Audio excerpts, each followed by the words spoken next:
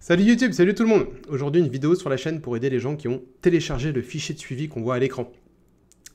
On est bientôt en 2025, passage à une nouvelle année, et donc du coup aujourd'hui dans cette vidéo je vais vous montrer un petit peu quelles sont les démarches à faire, les procédures à faire pour mettre à jour ce fichier, pour être prêt pour cette année 2025. Vous allez voir, il y a des choses très simples, qu'on va tout simplement dupliquer certains tableaux qu'on avait en 2024 pour la partie 2025, juste un copier-coller. Et il y a des choses un petit peu plus touchy, notamment tout ce qui concerne un petit peu, on va dire, le calcul de la performance. Vous le savez, moi j'ai une performance historique, une performance annuelle et une performance mensuelle. Et donc du coup, pour pouvoir avoir ces calculs de performance, il va falloir figer certaines choses. Il va falloir figer un point final pour cette année 2024 et il va falloir figer un point de départ pour cette année 2025. Donc je vais vous montrer un petit peu comment je procède à travers cette vidéo. Je vous emmène avec moi sur mes écrans, c'est parti, vamos! Allez, c'est parti, je vais faire un petit rappel pour ceux qui peut-être me découvrent pour la première fois à travers cette vidéo, pour vous dire que ce fichier que vous voyez à l'écran, il est entièrement téléchargeable gratuitement. J'ai fait une vidéo tutoriel sur la chaîne qui s'appelle Suivi de portefeuille, télécharge mon fichier. Ici, bourse, fichier de suivi de portefeuille, tutoriel mise à jour 2024. Voilà, c'est un fichier que j'ai fait moi-même sur un Google Sheet. Je l'ai fait depuis 2020, quand j'ai lancé mon investissement en bourse, et je l'ai rendu téléchargeable gratuitement sur la chaîne.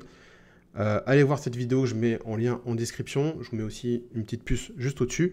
Si vous voulez télécharger le fichier, vous allez voir, c'est une vidéo tutoriel qui vous montre exactement comment faire. C'est très simple.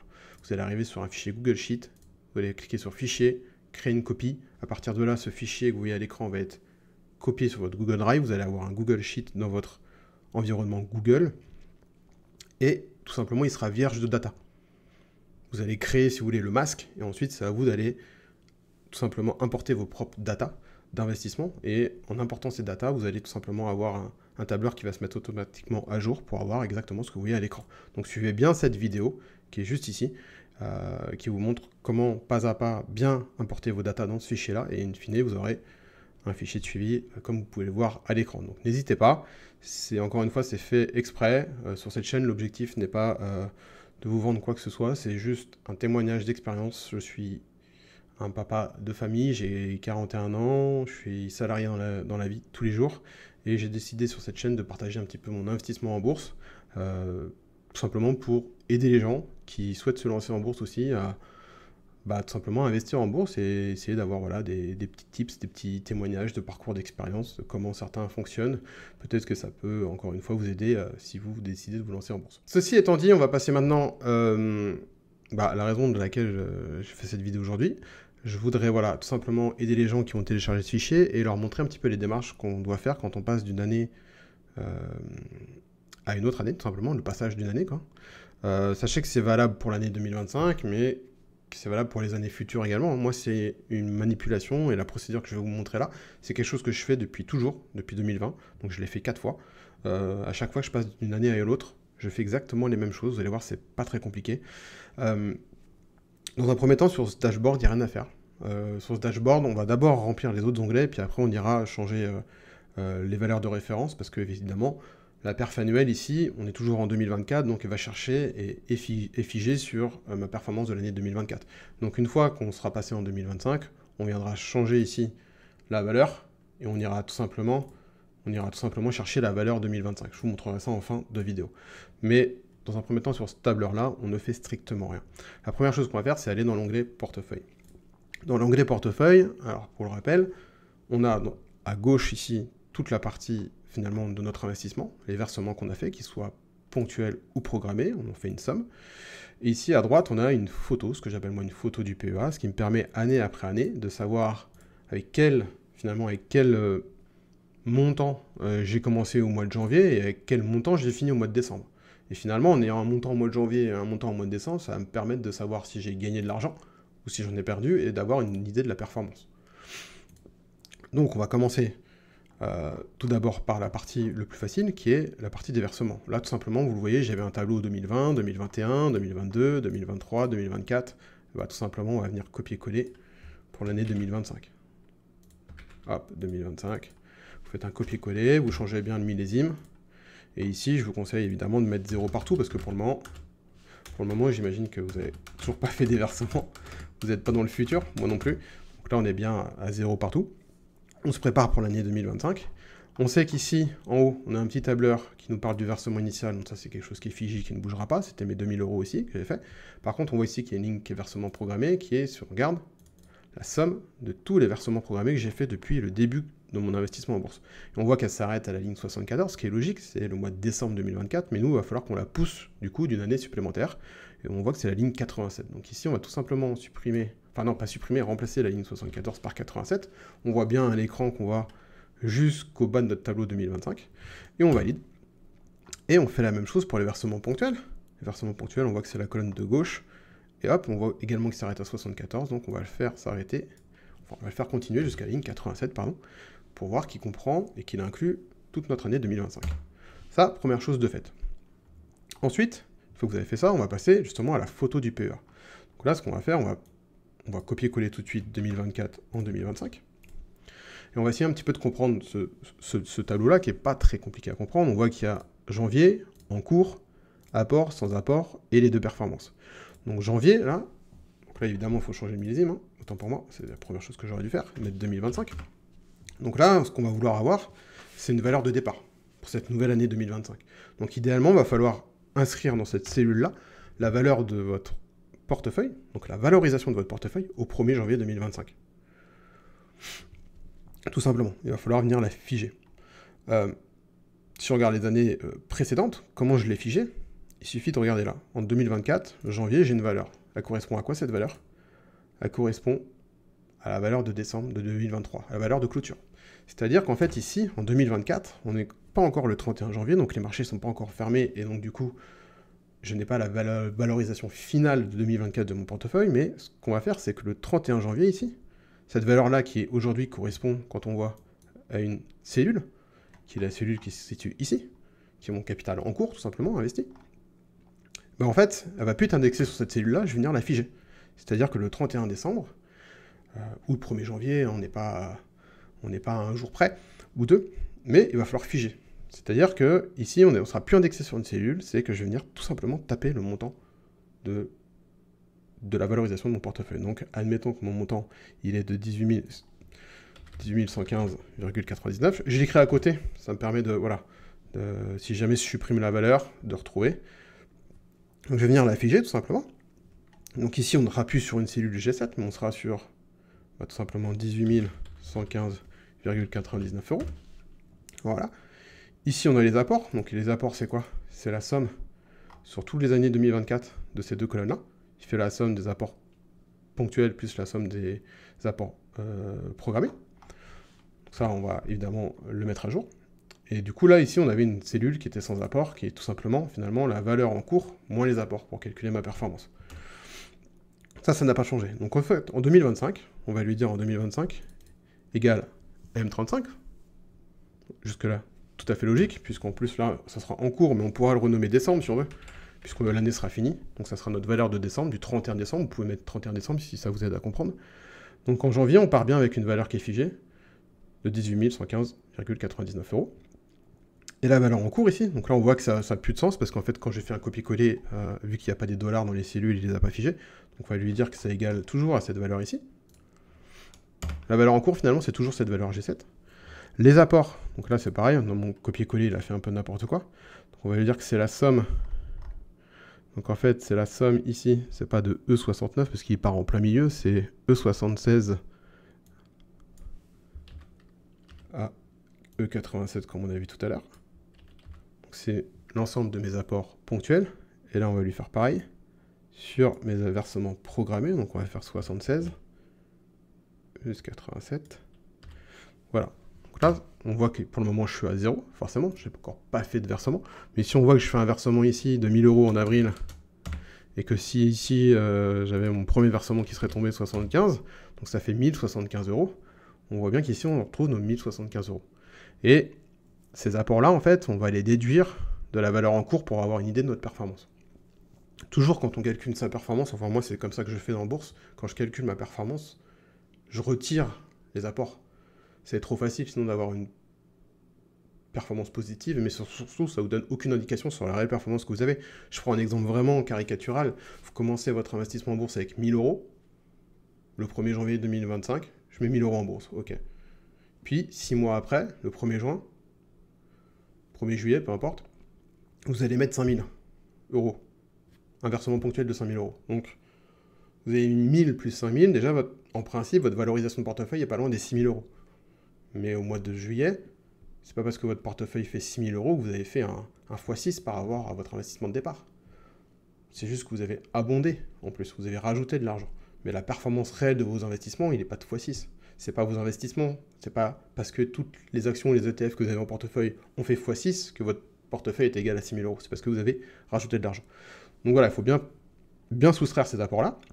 Et donc du coup, tout simplement, ici, on fait une ligne sans apport qui va comparer la valorisation actuelle en cours, moins les apports, de manière à avoir, entre guillemets, une valeur nette sans les apports, à laquelle on va pouvoir ensuite comparer, tout simplement, ok, au 1er janvier, j'avais une valeur de portefeuille qui était de 18 115,99 €. Aujourd'hui, sans les apports, mon portefeuille est à 17 040,99 €, soit une performance de moins 1075 €. Donc je fais une performance de moins 5,93%. Vous comprenez un petit peu la logique. On va figer la valeur au 1er janvier, au 2 janvier, au 3 janvier, c'est pas grave, mais on fige la valeur au 1er janvier, parce que cette valeur-là va nous permettre de se comparer dans le temps, et se comparer sur l'année, pour avoir une idée de notre performance. La valeur en cours, ça sera toujours votre valeur G7 ici, c'est la valeur de votre portefeuille en cours. On va faire ici une somme, un total de l'ensemble des apports, donc des versements que vous avez faits, pour pouvoir finalement la soustraire à la valeur en cours, pour pas que votre performance soit biaisée par les apports que vous avez faits. Et ensuite, là, c'est tout simplement une soustraction de la valeur de départ moins la valeur d'arrivée. Et là, on a tout simplement un taux de variation, valeur de départ, valeur d'arrivée. Voilà un petit peu pour l'année 2025, comment on fait. N'hésitez pas, vous avez vu là, à un moment donné, moi j'ai écrit à la main dans une cellule à côté la valeur. Parce que des fois, au début, quand vous êtes indexé sur une cellule comme j'étais tout à l'heure, il suffit que vous fassiez ça en live et que le marché bouge, votre valeur va bouger. Et donc vous allez la perdre. Donc n'hésitez pas, vous avez un fichier, vous avez des tonnes de cases. Si ça vous rassure, dire attendez, je note la valeur là, tac, tac, tac, et comme ça je la récupère après. Mais voilà un petit peu comment ça se passe pour l'onglet portefeuille. Les deux choses qu'il y avait à faire, en gros, c'est on met à jour le tableau des versements et on met à jour la photo du PEA pour pouvoir avoir un calcul de la performance annuelle qu'on reprendra ensuite dans le dashboard.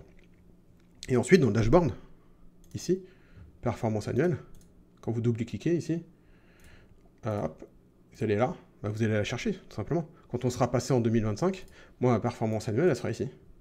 Cette performance-là, performance qui va comparer, tout simplement, la valeur que j'avais de mon portefeuille au 1er janvier à la valeur au jour J. Évidemment, il faut se projeter dans l'année 2025. Mais du coup, vous la validez et elle vient se mettre ici à jour, automatiquement. Et du coup, à chaque fois qu'elle va venir bouger cette valeur, ici, vous aurez le reflet de votre performance annuelle qui bouge automatiquement. Il faut l'indexer. Voilà un petit peu comment ça se passe pour l'onglet portefeuille. Allez, on enchaîne du coup avec l'onglet d'après, c'est PEA graphique. Donc moi, c'est l'ensemble de mes graphiques que j'ai fait. Là, pour le coup, il n'y a rien à changer. Je ne suis pas indexé par rapport à des années ou quoi. Je fais juste des graphiques, c'est moi qui mets plein de data. Donc à vous de faire les data que vous voulez. Mais c'est pas un truc super... c'est pas un truc indexé, il n'y a pas de changement à faire par rapport à l'année d'après. Ensuite, on va passer tout simplement aux deux onglets d'actifs. Alors le raisonnement sera le même, c'est-à-dire ce que je vais faire sur la partie ETF, on peut le faire également sur la partie action, et inversement. Là, je vais vous montrer sur la partie ETF, vous allez voir, c'est très simple. Donc, sachez qu'en fait, les seules choses qu'on va bouger, ça se situe ici, au niveau de ce petit tableau de calcul de performance, et évidemment des entrées-sorties. Donc là, la première chose à faire, c'est qu'on va passer en 2025. Vous allez tout simplement copier-coller le tableur entrée et sortie 2024, vous allez renommer 2025. Évidemment, pour le moment, vous le laissez vide. On voit bien qu'ici, il y a une somme qui est faite sur la colonne. Donc à partir du moment où vous allez rajouter des valeurs ici, si vous ajoutez 1000 euros, puis vous vendez moins 2000, ça se met à jour, on voit que ça se calcule. Okay, donc tout simplement, dans un premier temps, dupliquer cette partie-là. Encore une fois, les entrées-sorties sont obligatoires quand on veut calculer sa performance. Et là, un petit peu comme on l'a fait finalement pour le portefeuille ici, qu'on a figé 2024, et on a commencé 2025, on a figé notamment le 1er janvier, la première valeur du mois de janvier 2025, on va faire pareil pour les ETF. C'est-à-dire que là, Vous le voyez, on va d'abord analyser le tableau ici. On voit que j'ai mon tableau des ETF avec mes 3 ETF. Et vous le voyez ici, j'avais figé la première valeur du mois de janvier 2024. Donc là, on va faire pareil. On va faire pareil. Alors, vous n'êtes pas obligé de dupliquer. Hein. Vous pouvez tout simplement renseigner la valeur. Ça n'a pas trop de sens de garder l'ensemble des historiques, mais je vous montre un petit peu à l'écran pour que vous compreniez. Donc là, tout simplement, admettons que je suis le 1er janvier 2025. Tout simplement, je vais dire que ma valeur le 1er janvier 2025. Donc là, attention, ici, on a des calculs. On a une somme. Mais finalement, ça va être cette valeur-là. Je vais la figer. Et donc, du coup, je vais dire, on peut, si vous voulez, pour avoir le même style, vous dupliquez, puis après, vous écrivez 10 072,86. Voilà. Le 1er janvier 2025, mon portefeuille ETF valait 10 072,86 €. Donc voilà, j'ai figé ma valeur au 1er janvier 2025. Ici, ce qu'on va venir faire ici, on va venir rajouter une ligne tout simplement. Hop, qu'on va appeler 2025. Vous pouvez tirer sur les cellules. On va voir que dans un premier temps, on a des chiffres qui valent strictement rien dire.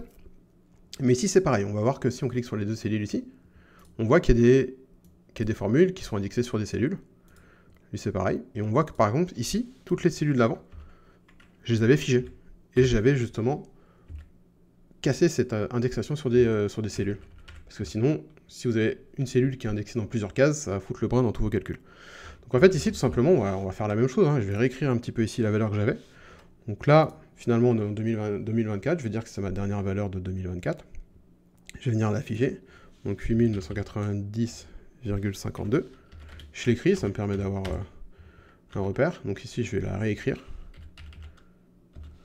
C'est plus facile à copier, je trouve. Hop, ici, on voit que j'avais une performance de 21,96 €. Donc ça, là, il faut la figer. Plus de cellules. Donc 21,96 €. OK. Je sais qu'en 2024, j'ai fait 21,96 € sur ma partie ETF. Ça, c'est figé. On va regarder un petit peu, là je casse un petit peu la mise en forme, mais c'est plus pour moi. On va regarder un petit peu comment, finalement, c'était quoi ce calcul. Et là, vous voyez, j'ai fait la manip trop tôt, trop vite. Merde, c'était quoi ce calcul déjà? Je sais plus. On fait un petit CTRL Z. On va regarder comment il était indexé. Et on voit que c'était finalement la valeur actuelle, en cours, de notre portefeuille, moins les entrées-sorties. Donc en fait, ça va être très simple, les entrées-sorties de 2024. Donc ici, en fait, on va dire que c'est égal, toujours pareil, à cette valeur qui est ici, moins à la valeur qui va être ici pour le coup. On est en 2025. Juste au-dessus de ma tête là, ici. On tape entrée. Donc ici, on a bien la même chose, c'est-à-dire valeur en cours, moins les entrées-sorties, pour avoir une performance nette de nos apports. Et ici, pour le coup, maintenant, on peut la figer. On peut tout simplement la figer. Là, si vous voulez regarder, on voit que c'était un taux de variation, donc on allait comparer quoi finalement? On allait comparer la valeur actuelle par rapport à la valeur de départ, qu'on avait figée au 1er janvier, et on faisait un taux de variation là-dessus. Donc là, on peut la figer, hein. On peut mettre 8990,52 €. Ici, on peut la figer à 21,96. Encore une fois, c'est important de figer, parce que si vous oubliez de figer, quand ça va bouger ici, ça va bouger tous vos chiffres, et donc du coup, l'historique sera plus bon. Et donc ici, on a bien, donc je compare encore une fois ma valeur actuelle moins les sorties, les entrées-sorties, pour avoir un montant. Et maintenant, ce que je vais faire, c'est que je vais faire un taux de variation. Donc en fait, un taux de variation, c'est très simple. Bon, on le voit ici. Hein. En fait, en dupliquant la ligne, il l'a gardé. Il va chercher la valeur actuelle qui est ici dans le tableau, et il va la comparer à la valeur que j'ai figée au 1er janvier. Donc là, elle est la même, évidemment, puisque je viens de le faire dans la seconde. Mais si je reviens demain, après-demain, ou dès que les marchés seront ouverts, ça va bouger. À partir du moment où les valeurs le marché va bouger, les valeurs vont bouger, on va avoir un taux automatiquement qui bouge. Je peux faire l'exemple tout bête, admettons qu'ici, ça reprend ici, mais tac, tac, tac, admettons que je fasse bouger une valeur, je voudrais pas tout casser. Ici, prix en live, on voit qu'il est à 16,24 €, si je le mets à 18 €, vous voyez, je suis passé à 2,75 € de performance, parce qu'en fait, il compare la valeur à l'heure actuelle qui est de 10 349 par rapport à la valeur, enfin, en enlevant les entrées-sorties, par rapport à la valeur qui est à 10 072 que j'en avais figé. Donc voilà, attendez, je vais faire un petit CTRL Z parce que là, voilà, je ne vais pas casser ma formule, mais c'était pour vous montrer que voilà, automatiquement les choses sont prises en cours et on va avoir automatiquement un calcul de sa performance sur l'année 2025 qui est automatisé, ce qui va nous permettre tout au long de l'année de savoir à peu près où on en est sur la classe d'actifs ETF. Et surtout, on a figé l'année 2024. Et on a figé le point de départ de l'année 2025 auquel on va se comparer pour savoir si on fait une performance positive ou négative.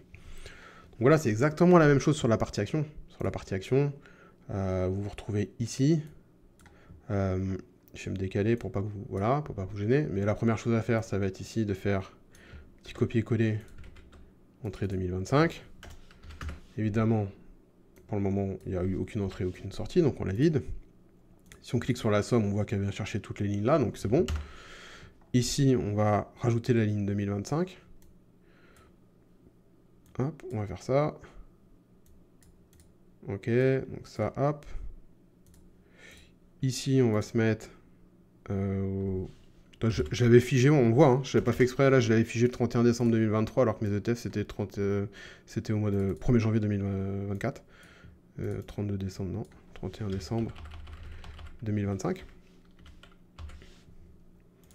Voilà, on va dire que c'est égal. Alors, dans un premier temps, je fais un copier-coller pour garder la mise en forme, mais là, c'est finalement cette valeur-là, donc elle est de 7393,86 €. Voilà, elle est figée. Celle-là, donc elle va bien chercher... non, elle s'est trompée, elle va chercher ma valeur en cours ici.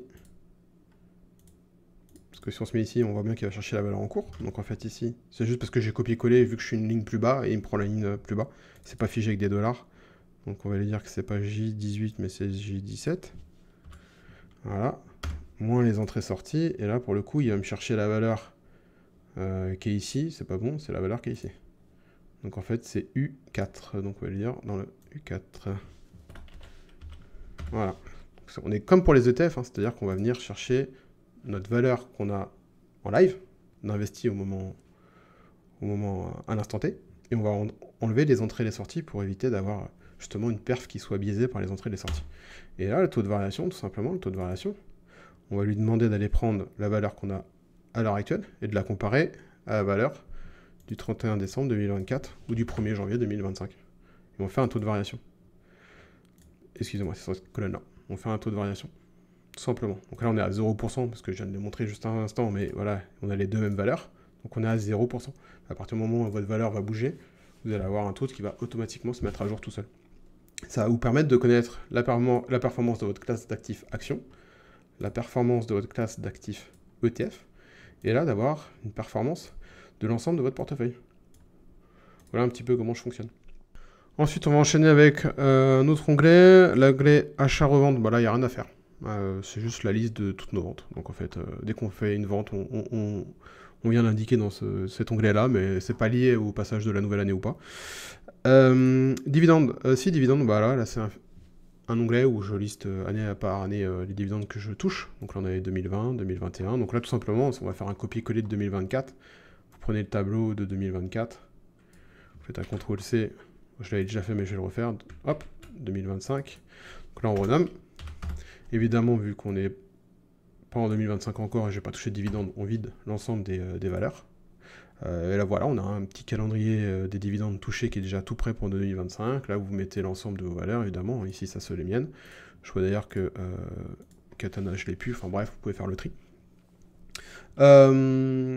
Et ensuite, voilà, vous allez, à chaque fois que vous allez toucher un dividende, vous allez le renseigner dans ce tableur-là. Ça va automatiquement se mettre à jour. Donc, si je mets 15 € ici, j'ai bien la somme des dividendes touchés au mois de janvier qui marche. Hein. Si je rajoute 10 ici, on est bien à 25 €, 10 plus 15. Et on voit bien qu'en ligne, ici, j'ai bien touché 15 € de Vinci sur cette année 2025. Et je viens toucher bien 10 € de L'Oréal. Si je rajoute une somme ici, 20 €, on passe à 30. Donc on voit que les lignes fonctionnent.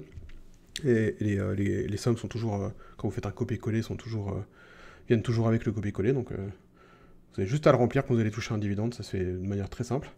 Ensuite, vous avez quelques data ici. Bon, c'est des petits tableaux que j'aime bien faire. Moi, ça c'était pour l'année 2024. Donc en fait, je vais faire un copier-coller pour l'année 2025. Et puis là, au mois de janvier, il faut juste aller chercher les cellules. Vous mettez égal. Puis vous venez de dupliquer un tableau. Puis il faut aller chercher, par exemple, la valeur du mois de janvier pour le mois de janvier. La valeur du mois de février pour le mois de février, et ainsi de suite. Vous faites ça pour tous les mois de l'année.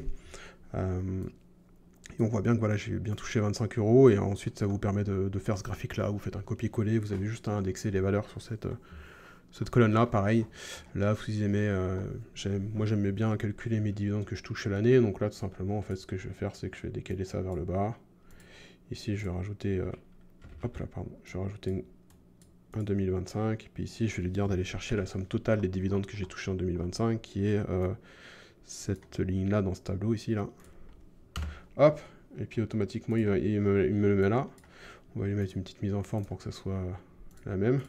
45 €. Et là, dans la cellule de droite, c'est un taux de variation que vous dupliquez. Enfin, vous tirez sur la ligne, vous dupliquez. Effectivement, 74 €. Enfin, moins 74%, parce que j'ai touché 45 €. Et par rapport à 174, on est bien en dessous. Et ici, c'est pareil, il suffit tout simplement de... Quand vous allez chercher vos cellules, ici, c'est pas S8, c'est S9, du coup. On voit bien qu'il me rajoute... On voit bien qu'il m'a rajouté ma petite colonne 2025 de 45 € qui est reprise dans le tableau. Voilà, c'est des petits graphiques, ça c'est très simple à faire, hein. Vous avez juste à ajouter une ligne, aller choper la bonne valeur et vous serez tranquille là-dessus. Voilà un petit peu pour l'onglet gestion des dividendes. Après, vous pouvez rajouter autant de graphiques que vous voulez, hein, il n'y a aucun souci. Mais c'était très simple, vraiment du copier-coller de 2024 vers 2025. Ensuite, le dernier onglet, c'est l'onglet historique. Bah là, tout simplement, ce qu'on fait, c'est qu'on va prendre toute la partie 2024, pardon. On voit que j'ai pas fait mon bilan de décembre 2024 encore. Puis on va le copier là, tout simplement. Je l'avais déjà fait auparavant, c'est pour ça qu'il y avait des lignes. Là, évidemment, je renomme 2025. Mais ici, on va évidemment tout vider. Ici aussi, ce sont les valeurs des indices. Pour les valeurs des indices, hein, je pense que vous l'avez vu à travers les vidéos que j'ai faites, mais il suffit juste d'aller sur Yahoo Finance. Dans la partie indice, vous allez toujours avoir les données historiques avec la valeur de l'indice au 1er janvier et la valeur de l'indice au 31. Donc ça vous permet de savoir un petit peu la valeur toujours au début et à la fin du mois quand vous faites des performances. Là, c'est pour calculer les performances mensuelles. Là, la valeur de début ici, tout simplement, bah, en fait, ça va être la valeur qu'on a indiquée dans notre portefeuille, qu'on a figé. On est en 2025, j'ai figé cette valeur-là, vu qu'on veut calculer la performance du mois de janvier. Bah, c'est la première valeur qu'on va avoir dans notre tableur. Les versements ici, bah, pareil, on va aller chercher dans notre onglet portefeuille l'ensemble des versements qu'on a fait sur janvier 2025. Donc ça serait cette cellule, versement ponctuel qui est vide, parce que j'en ai pas fait. Plus, admettons, les 75 € de mon versement programmé. On voit bien que j'ai 75 €. Ici, les dividendes, on va aller chercher dans l'onglet dividendes le mois de janvier 2025. Donc on va, hop, on met égal, et puis on va chercher cette valeur-là. Là, il me dit 25 €. Et là, la valeur de fin, ça va être la valeur que vous avez en cours pour le moment, en fait. La valeur de fin, c'est la valeur en cours. Donc en fait, c'est la valeur qu'on a mis, pardon, ici. Valeur en cours, ici, tout simplement. Et là, après, vous avez un calcul qui est la valeur de fin ici, moins les versements, encore une fois, pour ne pas avoir une perf qui est biaisée par les versements qu'on aurait fait. Et donc, du coup, voilà, il va tout simplement soustraire la valeur de fin, moins les versements. Et il va vous calculer automatiquement une performance en euros et une performance en pourcentage. Donc là, tout à fait logiquement, vu que la valeur n'a pas bougé, c'est la même, bah, en fait, on est négatif parce qu'on a rajouté notre versement de 75 €, comme on l'a dit, on le prend pas en compte. Donc, voilà un petit peu pour la partie mise à jour de cet onglet-là. Je pense qu'on a fait le tour. Et une fois que vous êtes là, bah, vous pouvez retourner ici sur votre dashboard. Et évidemment, votre performance mensuelle, c'est toujours pareil. Bah, on va aller chercher la performance du mois en cours. Donc, si vous êtes au mois de janvier, ça va être la performance qui va être ici. Voilà.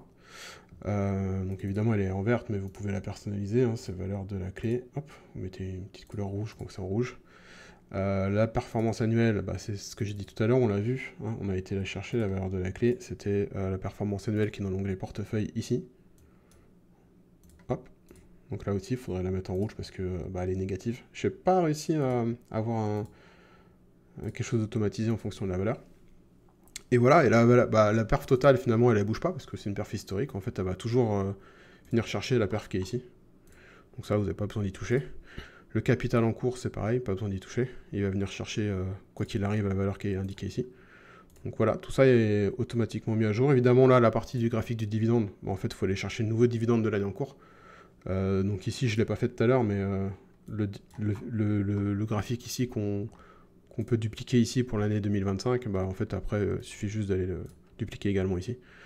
Et après, pour le reste, ici, vous n'avez rien à changer, puisque ça, c'est la répartition de votre portefeuille à l'heure actuelle, et elle se met à jour automatiquement, et ça, c'est votre allocation aussi, qui est le reflet de ce qui se passe ici. ETF, actions et liquidités, donc vous n'avez pas besoin d'y toucher non plus. Donc voilà un petit peu, j'ai fait le tour pour la mise à jour de ce fichier hein, pour la nouvelle année.